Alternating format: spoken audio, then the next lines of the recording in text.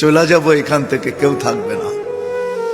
যিনি থাকার উনিই যখন থাকেন না, কারো কাছে মালাকুল মউত অনুমতি নিয়ে আসে না, আসবে না। শুধু একজন মুহাম্মদুর রাসূলুল্লাহ সাল্লাল্লাহু আলাইহি ওয়াসাল্লামের কাছে মালাকুল মউত যখন আসছেন, তো আল্লাহ বলছে বন্ধুর কাছে অনুমতি নিয়ে ঢুকবে। অনুমতি দিলে ঢুকবে, নাইলে ফিরে আসবে।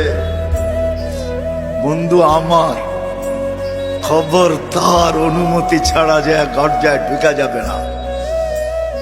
আমাদের কারো কাছে অনুমতি নিয়ে আসবে না, ওনার কাছে অনুমতি নিয়ে গেছেন।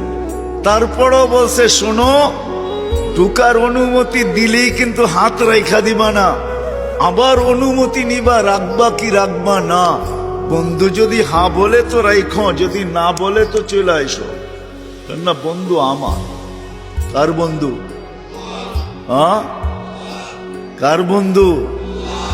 হাবিবুল্লাহ।